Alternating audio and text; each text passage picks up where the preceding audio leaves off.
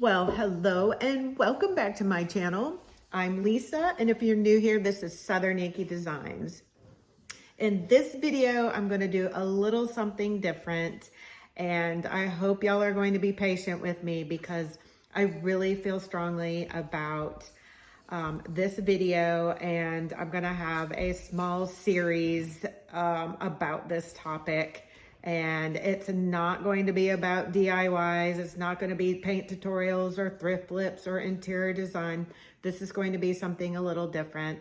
And I'm going to be discussing my little health journey that I've been going through the past several years. And in a way, this does go with my channel and what I do for a living because it affected me on a daily basis.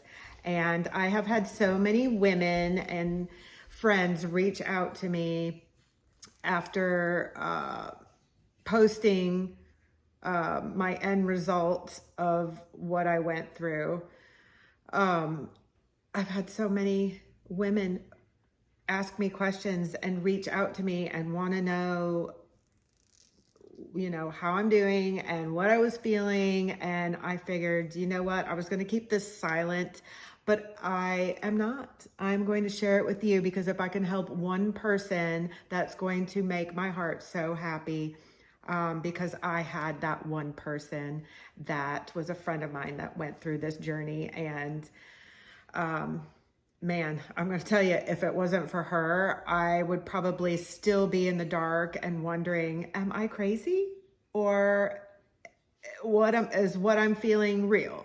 I'm talking about breast implants and breast implant illness. In this mini series, I will be sharing with you my 4 different surgeries and what I went through, the symptoms I was having on a daily basis, how I found out about breast implant illness, my 7-day video diary leading up to my explant surgery, and my explant surgery experience to date.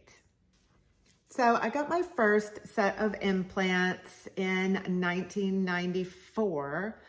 I got them because I was suffering from low self-esteem, and not to mention the fact that all of my friends had them. It seemed like everybody was getting breast implants at that time. I was told saline was the way to go. It was safe. If it ruptured, it was just saline and it would just evaporate and go into your system and it would be fine because it was just saline.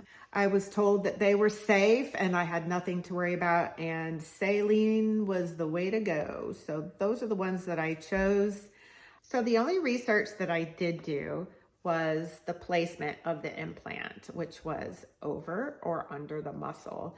And I did notice that a lot of my friends that had them under the muscle, I didn't really like they looked good until you went to grab something or you were in the gym and there was just this weird pulling and weird muscle separation thing that just kind of creeped me out. And I was like, that doesn't look good. And then I had a couple friends that had them over the muscle, and that didn't happen when they would lift weights or they lift something. They didn't have that weird muscle implant separation thing going on. So that was the way I decided to go. My husband and I were dating at the time, and he really did not want me to proceed with the surgery. He said I was totally fine the way I was, and why would I want to mess something that was fine to begin with? Why would I want to mess it up? And of course, me being the stubborn person that I am has to learn the hard way, and I didn't listen to him and I got them anyway. Hindsight being 2020, he was right, and I did tell him that. But not everyone that rolls the dice wins the jackpot. So I went ahead and got them. And from day one, I had problems. I did get the saline and they were textured, and I did get them above the muscle. That was one good thing that I did. But from day one, I dealt with something called capsular contracture, and it's when the capsule that is formed around the implant gets very firm or hard and very painful.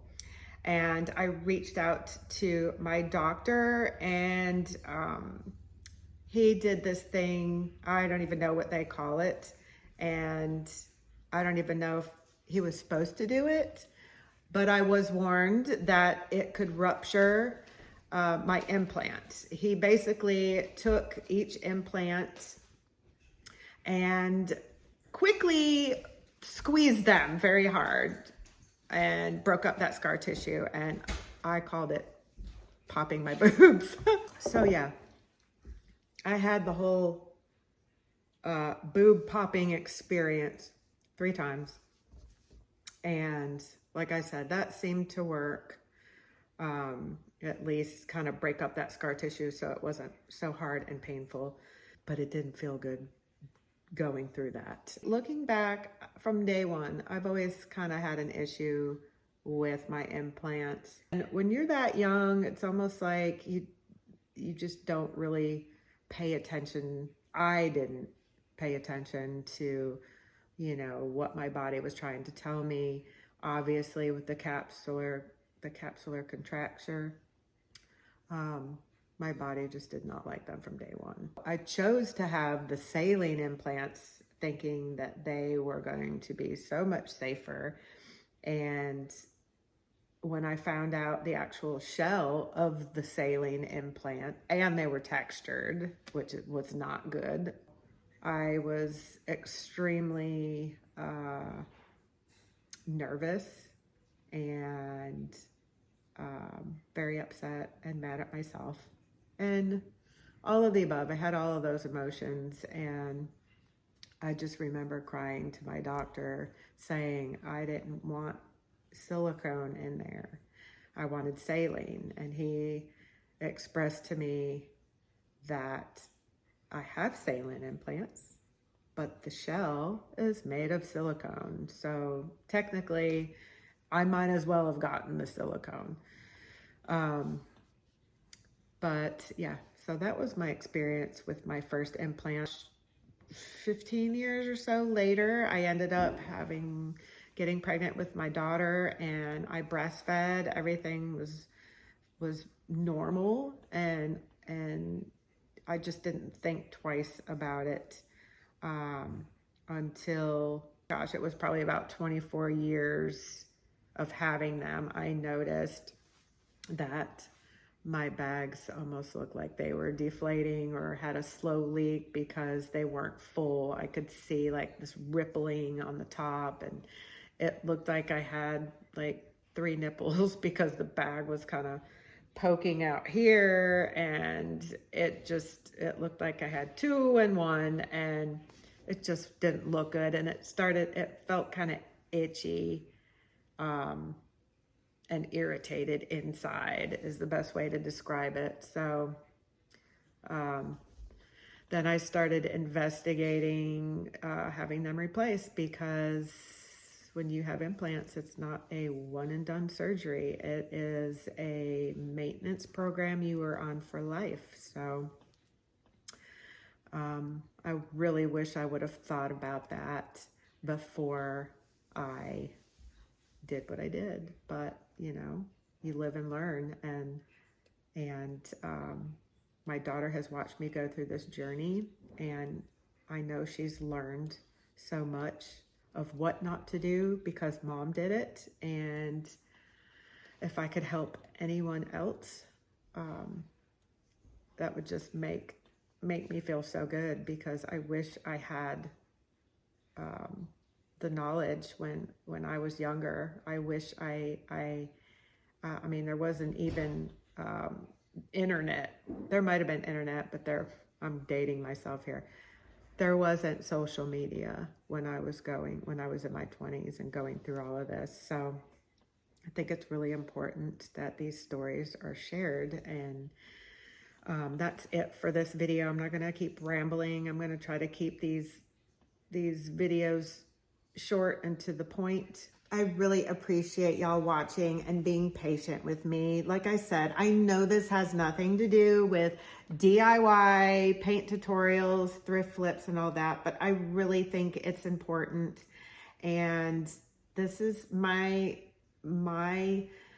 opinion and what I went through. And like I said, it really does have a little bit to do with this channel, but definitely a lot to do with what I do for a living, because it was definitely affecting all corners of my life, and this is one of them. So thank you for being patient, and thank you for watching this video. If I can help one person not feel crazy and feel validated that what they're feeling is not crazy and it does exist, I'm that person. And I'm here to answer any questions. If you have any questions or comments, leave them in the description box below.